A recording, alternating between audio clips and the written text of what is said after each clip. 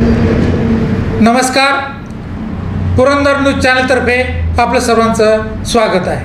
नमस्कार, पुरंदर न्यूज चॅनलमध्ये आपलं सर्वांचं स्वागत आहे. पुरंदरच्या राजकारणातील खलनायक विधानसभा 2024च्या निवडणुकीत राष्ट्रवादी काँग्रेस पक्ष शरद पवार गटातर्फे माजी संधी अधिकारी संभाजीराव झेंडे यांनी मोर्चे बांधणी केली असून माजी जिल्हा परिषद अध्यक्ष विजय कोलते यांनी त्यांना प्रोत्साहित करून जाहीर समर्थन व पाठिंबा व्यक्त केला आहे. राष्ट्रवादी काँग्रेस पक्षात उभी फूट पडल्यानंतर विजय कोलते यांनी तळ्यात मळ्यात राहून लोकसभा निवडणुकीत सुप्रिया सुळे यांच्या स्टेजवर हजेरी लावली. शरद पवार यांच्या कामाशी त्या प्रतिमा प्रसिद्ध करण्याचा धंदा व छंद विजय कोलते यांना लहानपणापासूनच आहे. त्यातूनच त्यांनी शरद पवार यांचे मानसपुत्र ही छबी पुरंदर तालुक्यात निर्माण केली.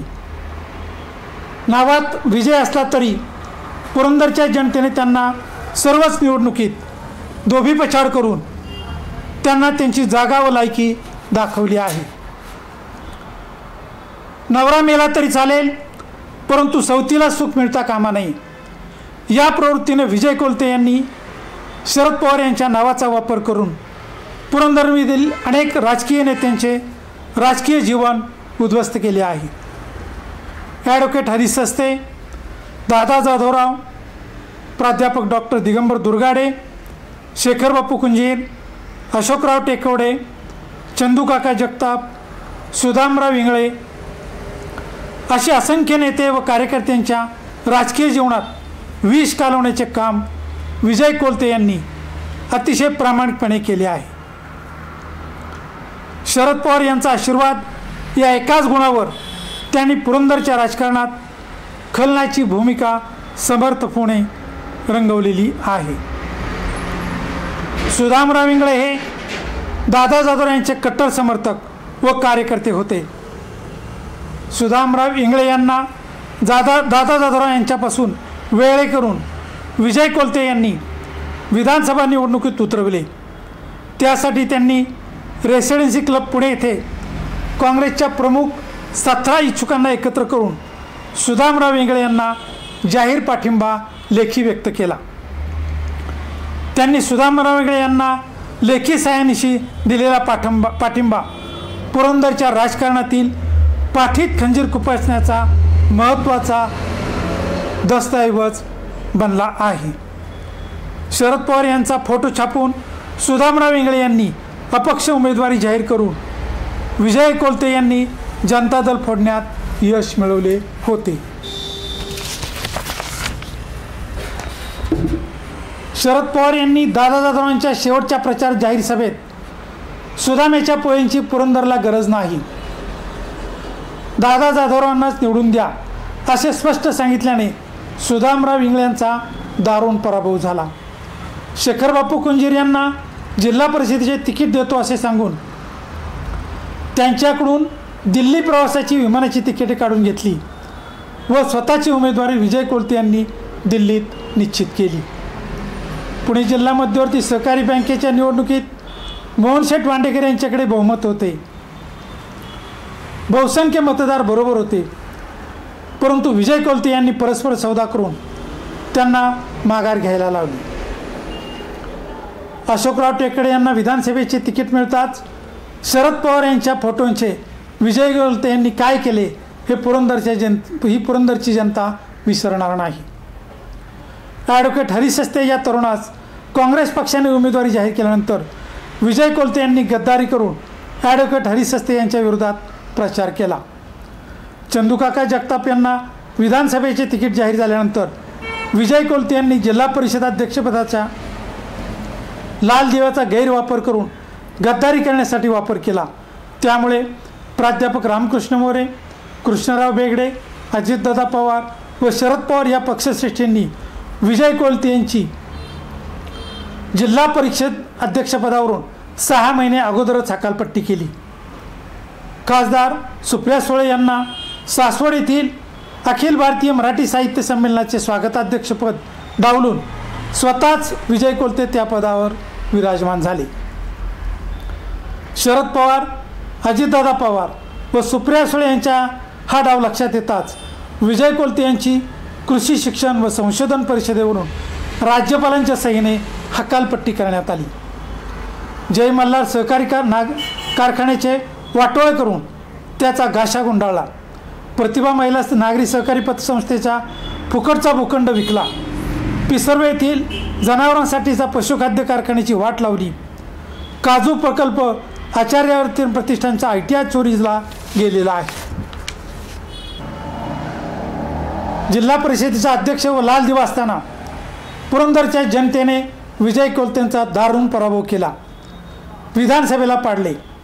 PDCC बँकेच्या निवडणुकीत दणकून आपटले. कृषी उत्पन्न बाजार समितीच्या निवडणुकीत घरी बसवले. पिसर्वे ग्रामपंचायत निवडणुकीत त्यांच्या पॅनलला व त्यांच्या भावाला पराभूत केले. तरी देखील पुरंदरच्या राजकारणाचा खेळ खंडोबा करण्याची वाईट सवय विजय कोलतेंची गेलेली नाही. महाभारतात शकुनी मामाने जी भूमिका बजावली तीच भूमिका विजय कोलते पुरंदरच्या राजकारणात बजावत आहे. कुत्र्याचे शेपूट कितीही नळीत घातले तरी सरळ होत नाही. आंब्याची अडी एक नासका आंबा खराब करून टाकतो. तशीच पुरंदरच्या राजकारणात विजय कोलते यांची भूमिका आज देखील कायम आहे. राज्याचे उपमुख्यमंत्री अजितदादा पवार यांनी मोहोळ येथील जाहीर सभेत विजय कोलतेंचे जावई उमेश पाटील यांच्याबद्दल स्पष्ट शब्दात ताकीद दिली. गाडी खालून कुत्रे सावलीत चालत असते. कुत्र्याला वाटते आपणच गाडी ओढत आहोत. गाडी ओढणारे दुसरेच असतात याची जाणीव अजितदादांनी उमेश पाटलांना जाहीर भाषणात करून दिली. नापासांची शाळा चालवणारा उमेश पाटील राष्ट्रवादी काँग्रेस पक्षाचा प्रवक्ता झाला. परंतु पक्षाचीच नापासांची शाळा करू पाहणाऱ्या उमेश पाटलांना अजित पवारांनी त्याची लायकी वेळीच जाहीर सभेत जाहीररित्या दाखवून दिली आहे. अजितदादा पवार यांच्या आशीर्वादानेच तृप्ती कोलते हवेली तहसील कार्यालयातील गैरव्यवहारातून सही सलामत बाहेर पडल्या याची जाणीव उमेश पाटील व विजय कोलते यांना काही मात्र राहिलेली नाही. विजय कोलते यांची सून करमाळ्यातून भारतीय जनता पक्षाच्या प्रचाराची धुरा सांभाळत आहेत, तर पुत्र गौरव अजितदादा पवार यांचे मागे पुढे हेलपाटे मारत आहे. खासदार सुप्रिया सुळे मात्र विजय कोलते यांची लायकी चांगलीच ओळखून आहेत. त्यामुळे विजय कोलते यास सुप्रियाताई दारात देखील उभ्या करीत नाही. अजितदादांनी देखील जाहीरपणे विजय कोलते यांचा अनेक वेळा पाणउतारा केला आहे. परंतु निर्लज्जम सदा सुखी या उक्तीप्रमाणे लापाट स्वभावामुळे पुन्हा पुन्हा त्यांच्यापुढे पदर पसरणे विजय कोलते आज देखील पुरंदरच्या राजकारणात खलनायची भूमिका वठवीत आहेत. महाराष्ट्रात सर्वत्र महाविकास आघाडीत विशेषतः राष्ट्रवादी काँग्रेस शरद पवार यांच्या पक्षात मोठ्या प्रमाणावर इन्कमिंग होत असताना पुरंदरमध्ये राष्ट्रवादीच्या नेत्यांनी संभाजीराव झेंडे यांच्या नेतृत्वाखाली बंडाचे निशाण फडकवले आहे. पराभव झाला तरी चालेल पण माघार नाही ही घोषणा बोलकी आहे. पराभवातही आनंद मानणाऱ्या विजय कोलते यांच्या स्वभावाला औषध नाही. पराभवातही आनंद मानणाऱ्या विजय कोलते यांच्या स्वभावाला औषध नाही. पराभव झाला तरी आपल्याला मते कमी नाहीत. आपण मोठ्या शक्तीविरुद्ध लढलो. पराभव देखणा करण्याची कला विजय कोलते यांच्याकडे आहे. पराभव चांगल्या भावात विकण्याचा धंदा विजय कोलते यांचा आहे. पराभवाचा स्वाभिमान असणारा विजय कोलते हा देशातील एकमेव मनुष्य प्राणी आहे. दादा जाधवांच्या विरोधात सुदामराव वेगळे यांना अपक्ष उभे करून शरद पवार यांचा सुदामराव यांना पाठिंबा असल्याचे चित्र विजय कोलते यांनी तयार केले होते. त्याचा परिणाम पुरंदरच्या जनतेने पाहिलेला आहे. हाच प्रयोग पुन्हा एकदा 2024 साली विजय कोलते यांच्या दिग्दर्शनाखाली माजी संधी अधिकारी संभाजीराव झेंडे यांना अपक्ष उभे करून आमदार संजय जगताप यांच्या विरोधात विजय कोलते यांनी सुरू केला आहे. खेळातील अनेक पात्रे जुळीच आहेत, परंतु पुरंदरच्या राजकारणातील या खलनायकांचा हा प्रयोग शेवटचाच ठरणार आहे. खासदार सुप्रिया सुळे व शरद पवार यांच्याशी पंगा घेतल्यानंतर या खलनायकांच्या राजकीय आयुष्यातील ही शेवटचीच खेळी ठरणार आहे. धन्यवाद.